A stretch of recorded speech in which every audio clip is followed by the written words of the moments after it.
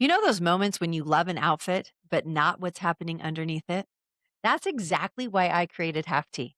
Half T is a layering essential designed to give you coverage without the bulk. No bunching, no overheating, no awkward tucking. Just clean lines, confidence, and comfort. We offer multiple sleeve lengths, colors, necklines, and our 2-inch signature band so that clothes finally work for your life.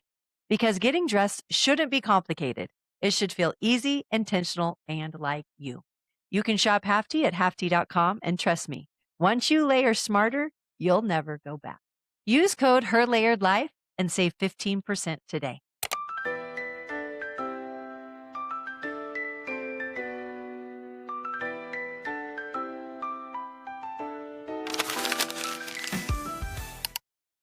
Welcome to Her Layered Life, where faith, family, and business and the power of her influence come together. Here's the truth. Women drive over 80 trillion in global spending every single year. Yet only 2% of those dollars go to women-owned businesses. What if we took that to 5%? We could change the dynamics of our economy and millions of lives. One story, one layer, and one woman at a time. Because her life is layered and her influence can change the world. Today's guest is someone whose story stops you in your tracks, not because it's polished, but because it's honest. Brandi Leifso is the founder of Evio Beauty, an author and a woman who quite literally built a brand from nothing while living in a women's shelter. Her new book, Fearless Choices, isn't about overnight success or perfect timing. It's about the quiet, terrifying, brave decisions that change the trajectory of life. Brandi, I am so honored to have you here. Thank you so much for having me, Amanda. You're very, very welcome. Very, very welcome. Before we talk business, I want to talk your story. I met Brandy in Glacier, and we had a lovely hike, and she shared just her story and her kindness and her love, and she is a sweet, sweet soul. But her story is very, very fascinating, and it's very deep and layered, I feel like, as well. And I want to talk about when you started your company, you and your mother, if and you can correct me anytime I'm wrong, were living in a women's shelter. No, it was just me. Yeah. Just you. Yeah, I was 21 and I had already been living on my own for a number of years. It was just me. I started while I was living in a safe house women's shelter when I was 21. Yeah, after I had You're left 21. a serious relationship that turned very sour. Yeah. So you were living in a shelter on your own, and you had left an abusive relationship, and that's where you had found yourself to find protection. Yeah. Awesome. So tell me, how did just start there, because I feel like that whole layer is so important to your overall story, and kind of how Evio was born. Yeah, absolutely. So I found myself living in a safe house women's shelter after leaving this relationship, and I really just wanted to be anywhere but there and anywhere in my life. Um so what I decided to do was distract myself and just dive into escapism, which I think a lot of us do when we are going through trauma and hard times. So I just watched a lot of YouTube, and while I was watching YouTube, I became pretty obsessed with makeup tutorials. And as I was watching these makeup tutorials, I would dive into the comments in the comment section, and the comment section was so supportive and so kind. And it made me feel like a sense of belonging in a moment where I was pushing all kindness and all support away. And so I really became obsessive over the makeup industry there. And while I was watching these YouTube videos, I actually got an ad for a Photoshop course to learn how to do mock ups and learn how to use Photoshop. And obviously, I couldn't afford it. I had $15, 2 changes of clothes, and was living in a shelter. So I instead was like, maybe I can change this around. Instead of watching makeup tutorials, I'll watch Photoshop tutorials. And I taught myself how to create mock up fake products on YouTube using a bootleg version from Pirate Bay of Photoshop. And I created an entire catalog of fake makeup and fake products. And then I brought it around to local boutiques. And that's how I pre sold the product, got myself back on my feet, started employing other women in the shelter, and continued to scale and grow the brand. So what does survival look like in this season of life? because you didn't have the skill set. You sound like you had time, right? You had time. Um, and once you started scaling, you had support, maybe not where you wanted it, but what did it look like? What did survival look like? I mean, you took fake product. Did you have any knowledge of how to even find the product that you were selling? No, but I had Google, and Google is find just about anything. But no, I had no knowledge or yeah, I had no knowledge or understanding. It was really just one foot in front of the other. That's what survival looked like, is if I can just take one step.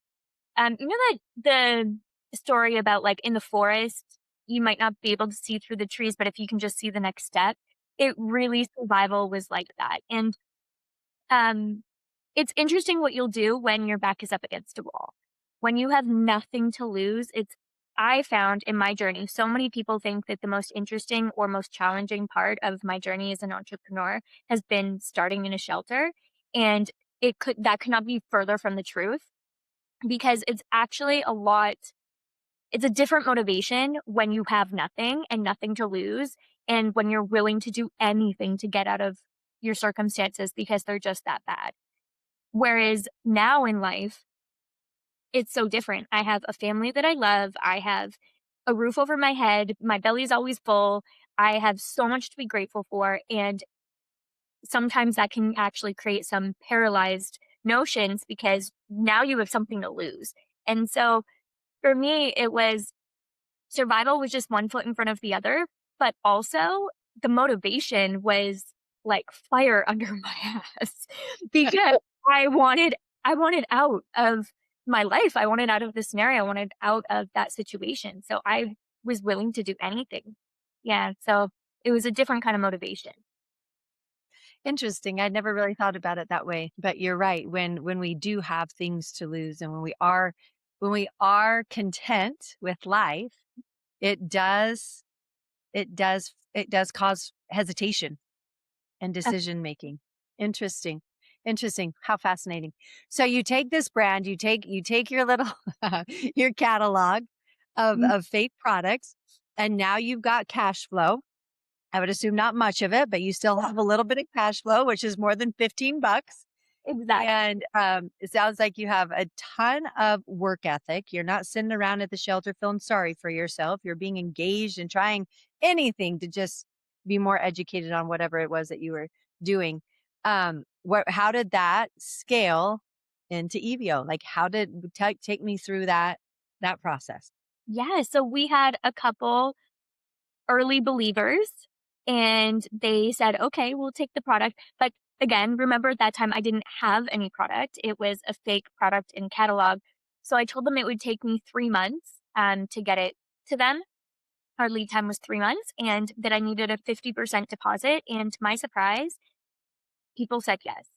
And what was interesting about that is most of the people who said yes were women. In fact, all of the people who said yes in the early days were women.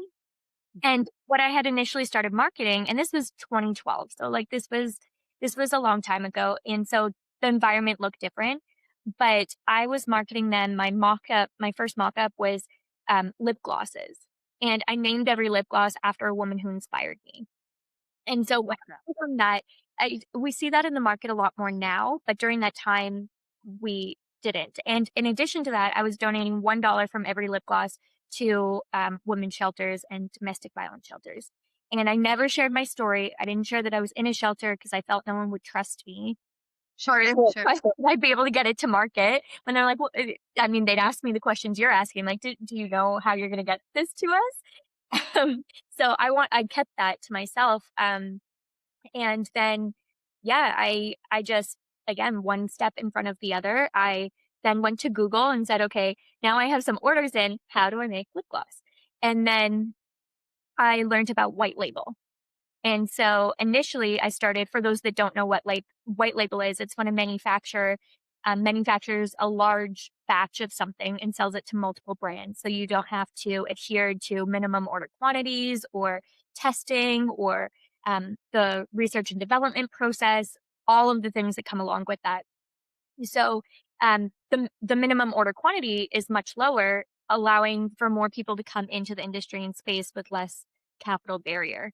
So that's what I did. I said, okay, well, I then need to find white label that match close to the pictures, match them as close as I can. And then I need to print stickers with the names so I can put them in the bottom and a sticker with my logo around it. And there we go. So I did get the product to all of the stores as I had promised in 3 months. But then we came across our next big barriers.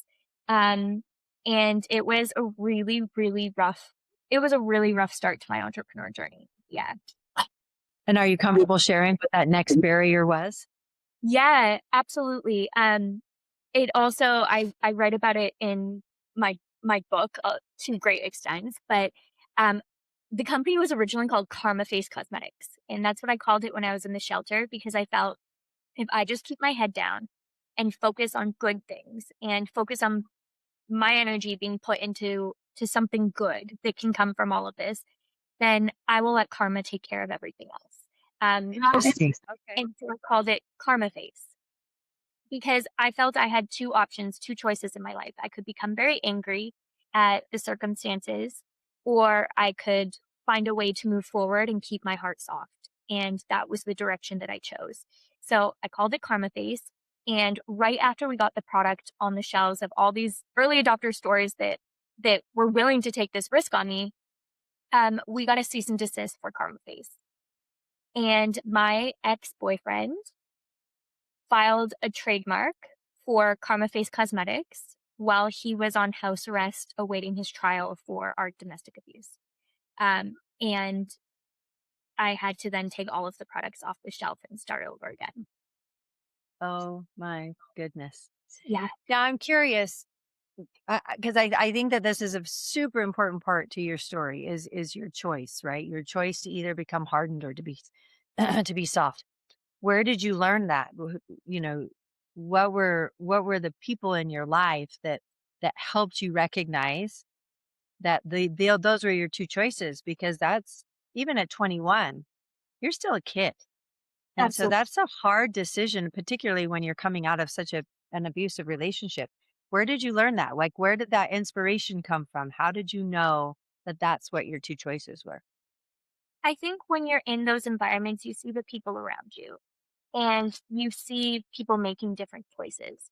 And by no means do you pass judgment on anyone's choices because I don't think that I would have had the capacity or ability to make that choice if it was put in front of me now. So I don't know exactly what gave me the wisdom or knowledge and call it God, call it the universe, call it whatever you want to call it. Something just worked through me and saying, there's something bigger for you, Brandy. And I really give a lot of credit to that and also give a lot of credit to my environment. So when you see people making choices that you again not passing judgment on them, but when you see people making choices and you clock it and you say, that's not a choice I would make for myself. Everyone's on their own journey, so I respect absolutely every choice that everyone makes. um, but I think that you you learn a lot from your environment in saying, that's who I want to become or that's not who I want to become, or you start making a choice in the wrong direction. And I certainly did that too, where I made some really bad choices and I then it didn't sit well with me. I didn't like who I was becoming. And so then instead of getting caught up in that, you make a new choice. And so one of my favorite sayings is you are under no obligation to be who you were 5 minutes ago. And yeah, and so that's something that really rings true for me is when I have new information, I make a new choice. And, so there were certainly it's not like it was a linear line where it was like, "Okay, I have a choice to stay soft or a choice to become hard." There were moments where I became very angry and very hard, and it didn't feel good in my body, in my soul. And so I made a new choice, and the new choice felt good. So I tried to double down and learn from that experience, and that I think that's truly just where it came from. What an incredible message. I love that. I love that. I love that. I love that. Say it one more time. The quote. You- Yeah, you're under no obligation to be who you were 5 minutes ago. I love it. And I love what you said about how we're not making judgment on people's choices per se, as much as maybe we're making judgment on the consequences that come from those choices, right? And it sounds like that's really what you were recognizing. You are recognizing the choices, but you are also keeping a very close tab on the consequences that were coming from those choices.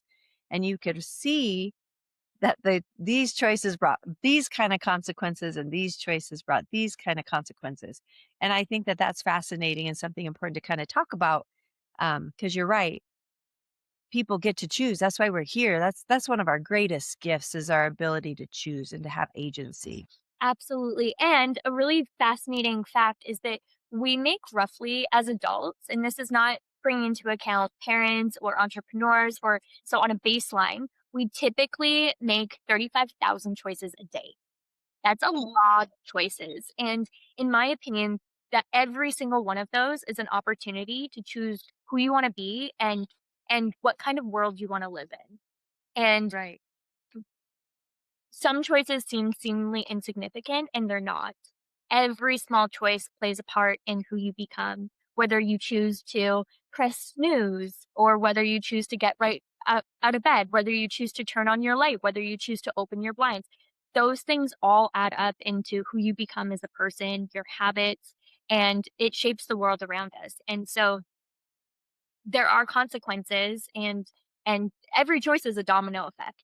And I think that it's really important to reflect on what those are. And I think that we're seeing a lot of that in society right now as well. We're seeing a lot of people talk about this, um, I think it's fascinating. I mean, it's why I spent 4 years studying it to write a book about. Right. Right. Wow. It's that's a interesting and a fun thing to talk about. We could talk about choices and accountability and agency and all those sort of things for this whole time. But Yeah. um yeah, that was interesting. So you're in the middle of a lawsuit, right? Or a cease and desist, not a lawsuit quite Uh, yet. What are your choices? What are you doing with that? How are you going to put one foot in front of the other? And now what? yeah. So again, I had a choice. What do I do next? And this is one of those choices that has a consequence that um I feel like I also need to reflect on the fact that sometimes things are laid in front of you to learn a lesson and you don't learn that lesson. So then another thing like bonks you upside the head and is like, girl, learn the damn lesson. And then you and then it happens again. This was one of those circumstances where I thought, okay, let me just avoid it. Let me just do nothing. Let me just pretend this is not happening. Um, and then it got louder and louder and louder to the point in which he then sent these cease and desist to any manufacturing partners, every retail partner, and did it in a very, very public and um, demoralizing way. And then it was staring me straight in the face. And then it said, okay, you have another choice, do something. And so ultimately, what I decided to do, and with the support of an incredible woman who became my business partner at that time, although it was a short partnership. Um, but she said, you know, let's keep going. Like, you're on to something great. And I want to help do good as well. So let me help you. And so we started all over again and it became Evio. And so it's her middle name, Evelyn, and my middle name, Iona, squished together, and that makes Evio. And yeah, and then we just kept going and just, again, one foot in front of the other. Awesome. Awesome. Awesome. Awesome. What a fun story.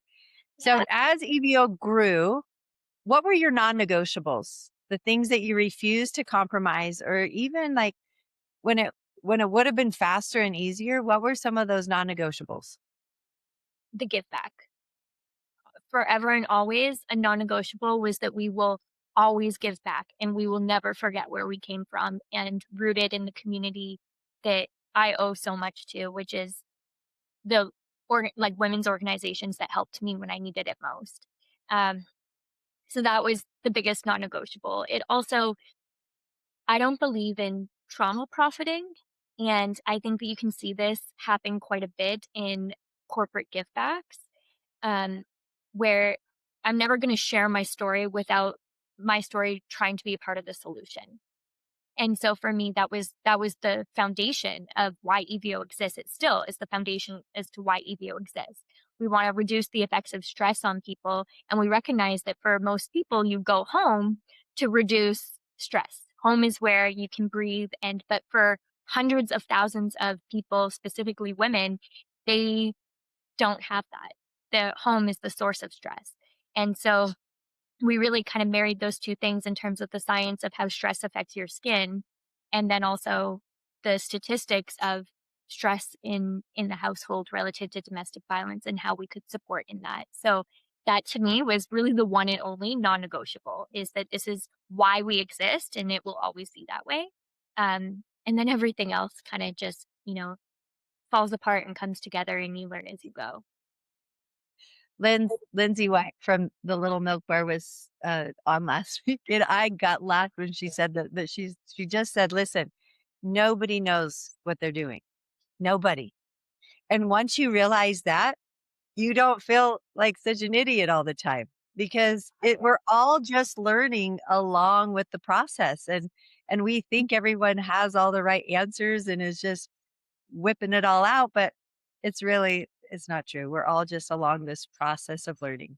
Absolutely, and it even reminds me of a conversation I had with a mentor, who's an investor at Evio as well, and I was going through a really difficult situation. I had to hire a litigator, I had a lawyer, like, all of these things, and I was like, "What do I do?" And I looked to him for answers because he had this company that was, like, at a $3 billion market cap, and he just went public, and he was crushing it. And we sat down together, and I said, like, "What do I do?" And he looks me dead in the eye, and he's like, why would you think I would know?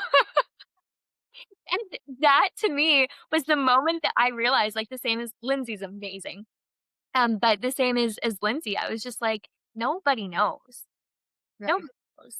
Um, and there was a period of time where I outsourced a lot of like I felt so lost, and I'm so young. I was in my 20s while I was building, you know, for the majority of the company. I'm now in my 30s, but for my entire 20s was spent building this company, and so I often and I left the formal education system in grade 8. So I also had this stigma that I wasn't very smart and that I was just getting lucky and that things were just falling together for me. I was just failing forward. And so in that process, once I came into some money, once I raised my first capital and had, some money in the bank, I raised my first million. And right after raising the first million, I remember being like, I need to hire some people who know what they're doing because I don't. I just got lucky. And so I started hiring people and who had a lot of experience, and along with that came high salaries.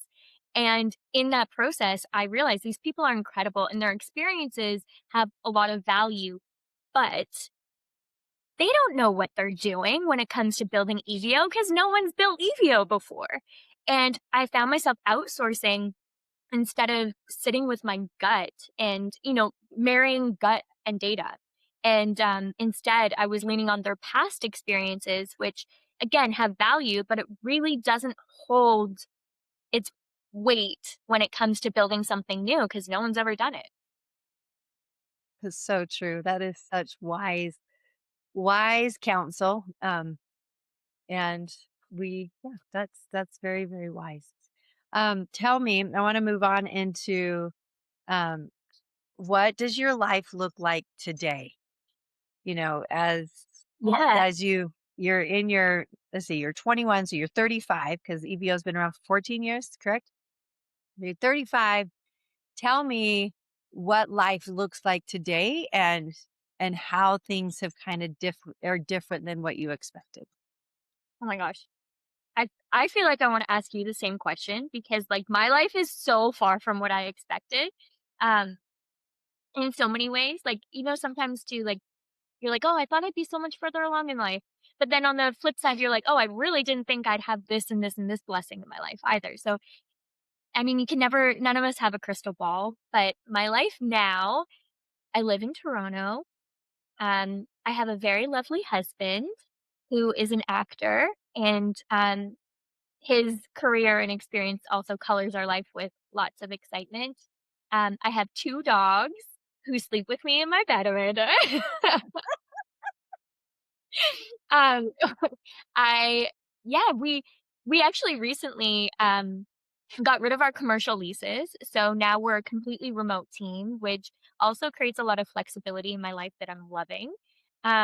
And yeah, I'm really, focused on, I think this past year I learned a lot of lessons um, in life about business in particular, but also about who I want to be and who I'm becoming. And I'm really looking forward to the year ahead because I feel like it's an opportunity for me to make choices that align with who I want to become in this next chapter of my life. And so that includes, like becoming an author, and actually becoming an author had a big part in my discovery of myself and who I wanted to become in this new chapter. Um, yeah, that's kind of what life looks like now. Really focused on, I have great girlfriends, and I think that that's something that's so important, especially as an entrepreneur. And so sometimes being an entrepreneur, you can get lost in not dedicating enough time to like friendships and things because you just have a million things to do. And that was something I really shifted last year, was that friendships are a priority to me.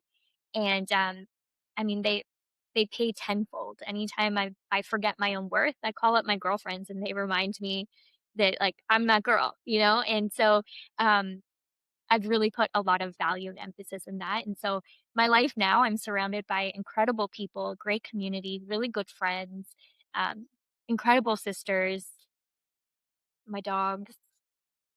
Yeah. If you told if you went back at 1-year-old self that this is what life would look like, would you have believed her? No, Brandy at 21 wouldn't have. I mean, I say that, but you know what's really odd is like I always knew that everything was going to be way more than okay. And I always knew. Like, I always knew, and I even tell my husband sometimes that now he can sometimes be like, panic. We could not be more polar opposite from each other. And I tell him like, "No, this is the vision that I see, and I really feel strongly that like God or the universe, like something, I'm so blessed. Like something works through me." And so Brandy at 21, although she was going through it, in every sense of the word, she knew. She knew that everything was gonna be more than okay. She knew what was coming. She knew it was bigger than her, and I think that that's what led to her knowing it would be okay. Wow.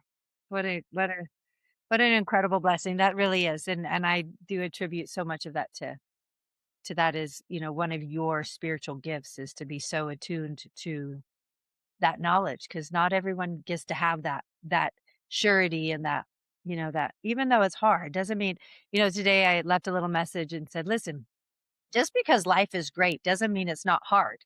Yeah, You can have great life and it can still be really hard. And sometimes I find myself battling with that a lot. Just like, why is this hard? My life is so blessed. But then when I sit back and recognize that just because you're blessed doesn't mean it's not hard. yeah. That gives me a little grace. Another one of my favorite sayings, which is exactly what I hear you saying right now, is this and that can both be true at the same time. Absolutely. Yeah, like, Absolutely. neither are mutually exclusive. To be so blessed, to be so grateful, to have a great life, and also have struggle. In fact, like, I think that that's the human experience, and I find it crazy that people are always striving for constant happiness. Like, I don't wanna be happy 24/7 because that's not the human experience, and I think that having struggle and blessing, like, that is the human experience, is the duality of life. That's what puts pressure for us to grow. And we have to grow as, species and as society to be able to fulfill, becoming better and better and better and better as we go. And so that duality has to exist. So we can be so blessed and also want to go back to bed and like put the head over the covers over our head and call it quits and just like stay in bed with a box of chocolate. Um, both and then, wake up the next morning and be like, I got this. Like the duality has to exist. And I wouldn't want Yes. it any other way. Yes, I agree. I absolutely agree. Okay, you've already mentioned it a couple times. Your book, Fearless Choices. I think we kind of have a little bit, but it's about being fearless in the loud cultural sense, right? But it's also about quiet courage, Yeah. about choosing yourself when no one else will. And when did you realize your story wasn't personal anymore? When did you finally say, okay, I need to become an author? You know what? Again, this is like the universe. This is why Brandy at 21 always knew that it was bigger than her and everything was going to be okay because there's no explanation to any of this. Like, I know I put my head down and I know I work hard. And I know if I were to call my girlfriend up or she listens to this, she'd be like, Brandy, stop accrediting all of your success to luck. I know it's not all luck. I know I work hard, but there are certain things like this that are such a big blessing that I know that writers, I know a lot of writers who have put their heart and soul and so much work into their work to get a book deal. And sometimes it just doesn't come to fruition. It's really hard to get a book deal, especially from like the top five, like a HarperCollins or a Penguin, or like that is a dream come true. And I have to tell you that HarperCollins came to me with an offer before I had written anything. The book, I didn't make a decision. Okay, I'm going to be an author. It's again like God made that decision for me, and said, "Here's a book deal. Now write." And I didn't know what I was going to write about. I didn't know. I knew it wasn't going to be a memoir. I knew I wanted it to be a self help book where it was about the lessons that I learned along with the choices that I made. And although it's called Fearless Choices, it really is more about all the messy choices that you make before anyone ever calls it fearless. Because you never know if it's actually like you don't know where that decision's going to land. 9 times out of 10, you have not a clue. And so the book really is about just moving forward even when you're unsure. And then eventually someone will call it fearless, but that's a title that's assigned to it later. Um, and you really just have to be willing to make all the messy choices and put one foot in front of the other. So, um, yeah, I don't really feel like I made a choice, but when that opportunity was put in front of me, I made the choice to commit myself to it 100 million%. And I also thought to myself, if no one ever reads this book, because maybe they won't. I mean, HarperCollins is very good at what they do. So certainly they have it distributed, more than one person will read it. But I told myself that once I write the book, it's out of my hands. And so I'm just going to use this opportunity that was placed on my lap that I will never take for granted. I'm going to use this opportunity to allow the writing process to change me. And that's all that's in my control. And so I really did. I took 4 years of writing this book, and it really tore me apart and built me back up a million times over.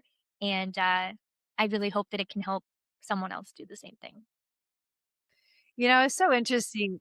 I've been studying in the Old Testament. I don't know if you're a Bible reader, but um, just the stories of the men, and I'm sure women too. Unfortunately, our history is written by mostly men, so we get to learn mostly from them. But that's okay. We'll get to know the stories later. But Whether they uh, were men, we don't know. They may have just yeah, said, "Well, now we decide this is a man." Who knows what it actually was? Honestly, yeah, you're right. Absolutely right. But I find it so interesting that even the most blessed men or women called to do really, I mean, even if we want to talk about Esther, right? Or different stories that way, that the men and women are called to do these really hard things. They always feel inadequate. They always say, oh my goodness. No, I mean, we can take Jonah and the whale, right? Like, no, I don't want to go to Nineveh. Those people are awful human beings. They're going to spit me up or spit me out. That, ironically, chew me up and spit me out is what I try to say. Uh, but we always feel inadequate. When God calls us to do the hard things, we don't feel like we've got what it takes. But whom God chooses and calls, he also provides and qualifies. And all we have to do, just like you said, is I didn't choose to be an author. It's not like something that was on probably your top 20 list of things you want to be when you grow up, but you were chosen to do it. And you have a message that I believe will change and inspire people to be better 5 minutes at a time, right? Like the next 5 minutes, the next chapter. So I love that. I love that you chose, because we only get to do two things. I tell my basketball kid, you have control over two things: attitude and effort. That's it. Everything else is so uncontrollable that if you try to control it, you actually ruin your attitude and your effort goes down because you're focusing on all the wrong things. So well. So I love that tidbit of that story, because it's very powerful. Just And I will say, like, what's meant for you will never pass you by because although being an author wasn't on my radar, it's all I want to do now. And really. it is. I plan on selling Evio and moving to the woods, having bringing all the pugs who need a home come live with me in the woods, like a little Snow White situation, and just write. That truly became a dream of mine that I know I'll see through to fruition, that happened because of this opportunity that was put on my lap. Um and yeah, so it's interesting. Yeah, what's meant for you will never pass you by. It'll find a way to find you. Awesome. Well, especially when you're striving to make good decisions and become the right person that you need to be, right? That's a super important part of life too, is making sure that we are choosing to put ourselves in places that will allow us to take on the opportunities that really are ours if we choose them to be so. All right. I know we can't talk a lot about this, but I also just want to really briefly talk and just kind of give a little shout out. The book is releasing here. Well, it'll release. What day does the book release? Say it is. Um, oh, on February 10th, and it'll be at Barnes and Nobles. It'll be on Amazon. There's also an Audible book. So if you are more of a listener, and along with the Audible, there's also a PDF worksheet, so that you can do all the exercises and everything in here too. But yeah, February 10th.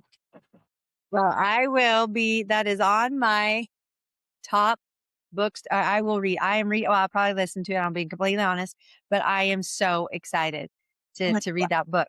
And on top of that, just another little fun thing that sounds like is happening is they are turning and making your life into a movie.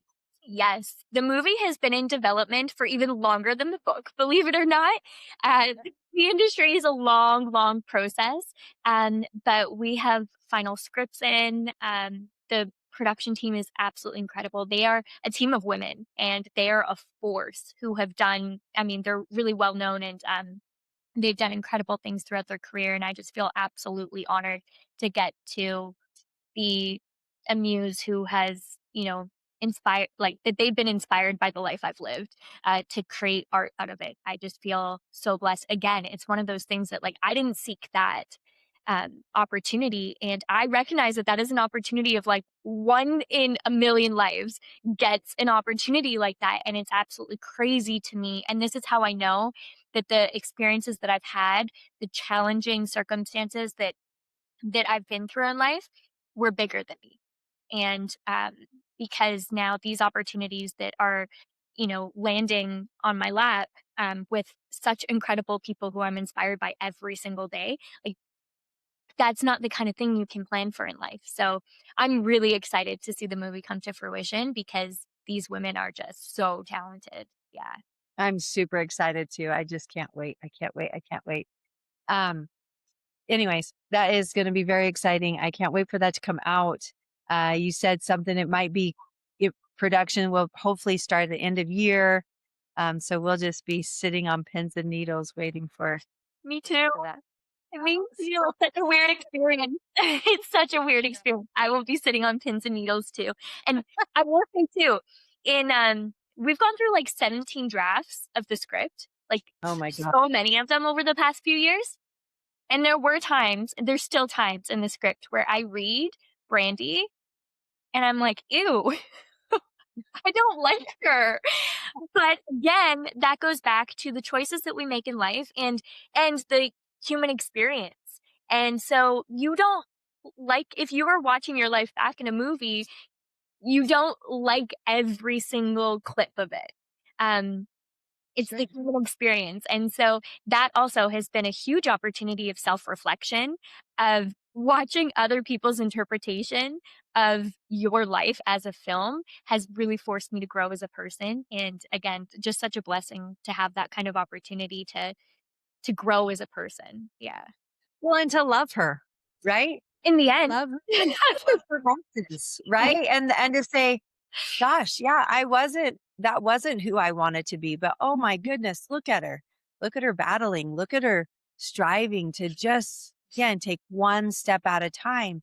And really the amount of courage that it took to take even one step at a time in certain aspects and certain moments of your life is just just an testament to how important it is to love where we are as well. Mhm. I think a lot of times we want to skip through the the refiner's fire and we want to skip through the ugly parts of us. Um, but oh my goodness, if it was someone else, we'd put our arms around him and we'd hug him and we say, "You've got this, and you're killing it. You're doing the best you know how." Yeah, you're And doing we would love the him damn to do thing. it. You're doing it, you're showing up, and we have to give ourselves the grace that we give to so many other people. Yeah. Exactly. Yeah. Exactly. Well, I want to just kind of reiterate back to the fact because a lot of, I know that you know this, but a lot of this podcast is about the importance of supporting women, right? Women supporting women as entrepreneurs, as mothers, as friends, as consumers, supporting women-owned companies. And I want to bring back just a little bit the importance, and I think Evio and you really really just capture this in so many ways. But when we support women owned brands as well, and we support these books of women's lives and what they've learned, and the movie will come out, we actually are supporting community as well. Mhm. And 65% of women owned businesses, um, or actually 65 more percent of women owned businesses over men owned businesses actually are out in the community. They're donating their time, their services, they're contributing. They have nonprofits. From the very beginning of Karma Face, you had already set in place, this system of giving back. And I just want to kind of come back to that and just point that out that there are so many layers to women, but really, I believe the most powerful layer of all is the fact that we are so ready and willing to give and to hug and to bring people in to support them. So tell me a little bit, just a little bit where that has kind of led as far as that contribution to those women's shelters and what kind of significance that has made for you and the company. We've been so fortunate to get to contribute through our community and through EVO sales and through our retail partners. We've donated more than $586,000 to 27 shelters across North America, including a few in the US, but predominantly throughout Canada, including the shelter that I lived in. Um, but something that I recognize is so important is that if money were to solve this problem, the problem would be gone. And so financial contribution isn't how we change these things. And so for us, what's more important, not more important, but equally as important is to continue to have conversations like this, to continue to have the hard conversations, especially with people whom you might have different opinions of or opinions with. Relative to women's rights and the differences of, um, equality and how that leads to domestic violence in many ways. A statistic that's really fascinating actually is that Canada is one of the highest statistics in the world of domestic violence. And yeah, domestic violence tends to happen in countries where women's education is higher. And yeah, and so having those conversations, I think, is equally, if not even more important than the donation of funds. And so having conversations like this, so thank you for providing a platform to talk about these things, and also having conversations with large organizations that have an ability to move the marker on policy. So, something that we do at EVO is that retailers that we work with, we have hard conversations with them about whether they have domestic violence leave policies or not. Because a really big part of domestic violence and why it's difficult to leave is the economic aspect of when you leave, where I left with $15.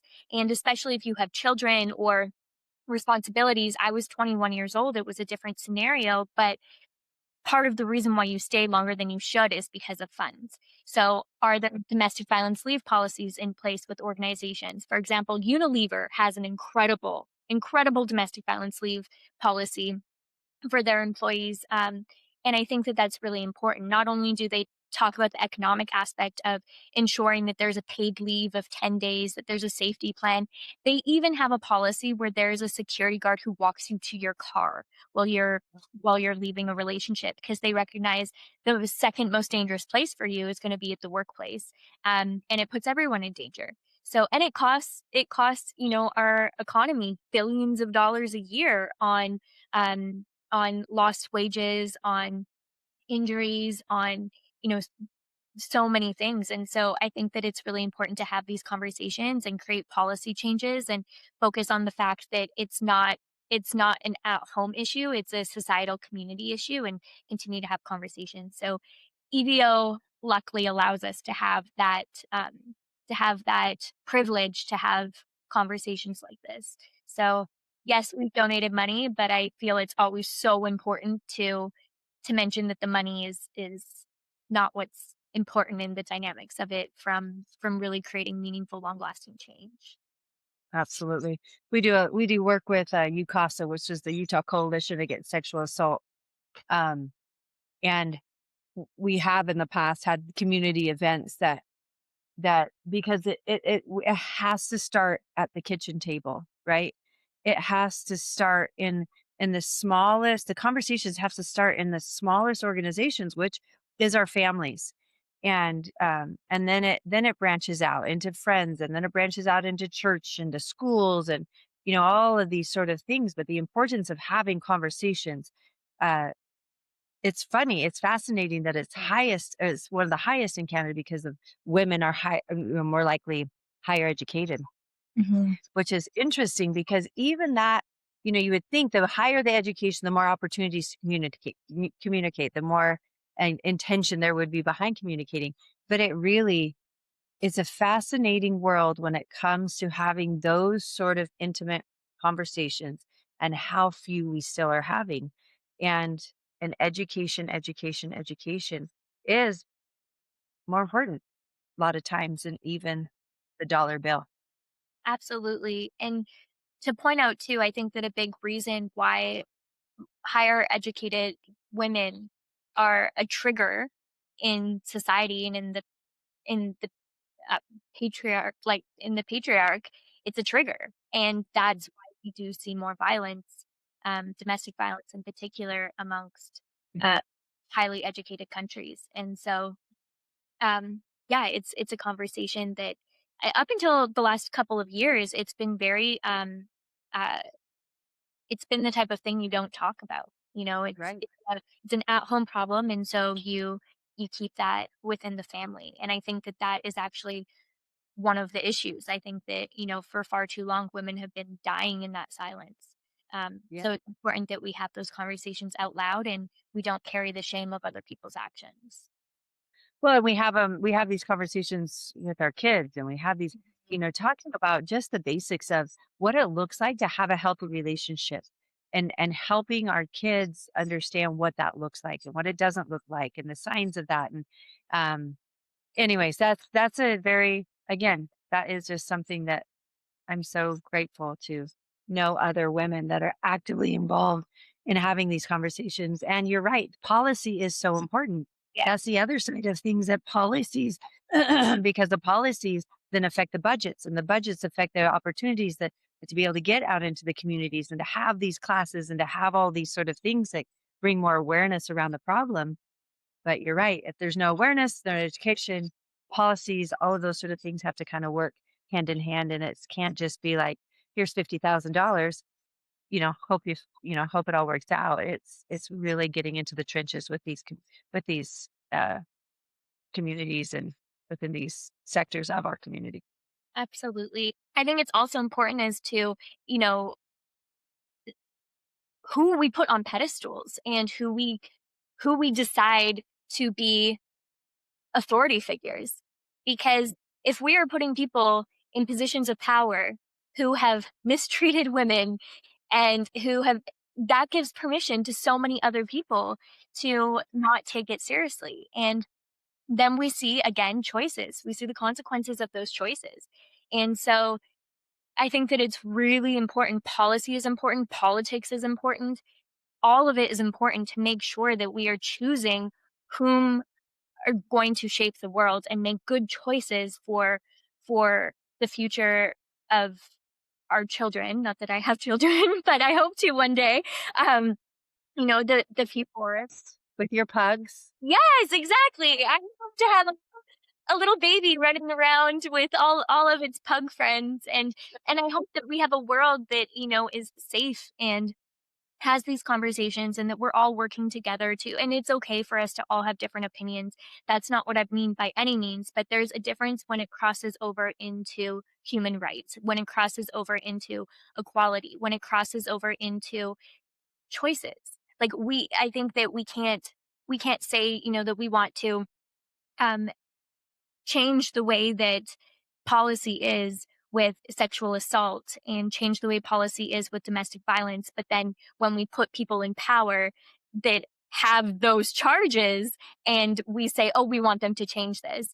How like Yeah. the choices and the consequences of it. So I think that, again, every single thing, even though it may seem like a seemingly insignificant choice, they all stack up into the world that we live in. And so I think that it's a powerful time right now to take a look at policy and how that's stacking up relative to causes that matter to me, like domestic violence or sexual assault and um, what that looks like for survivors, and also what that looks like for the future of not just women, because this happens to men too.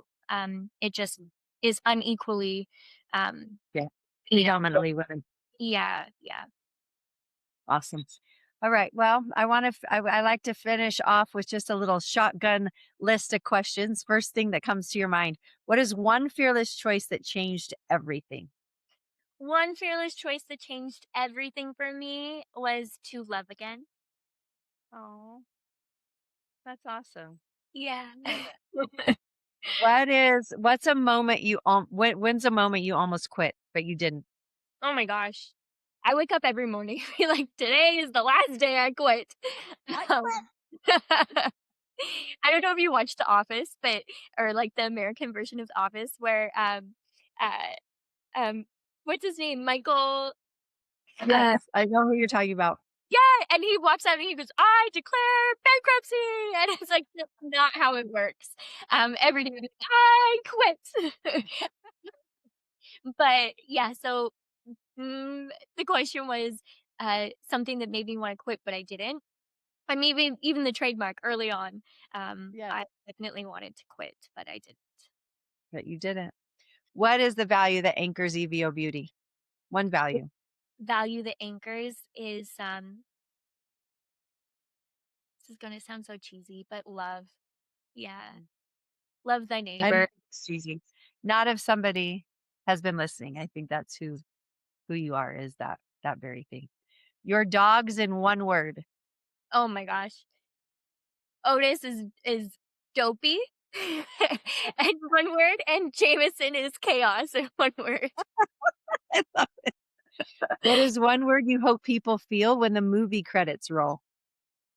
Empowered, And what do you hope women feel when they close fearless choices? hopeful. I love it. I love it. Well, Brandy, what you've built is remarkable, but who you are is even more so. You remind women that strength and softness can coexist.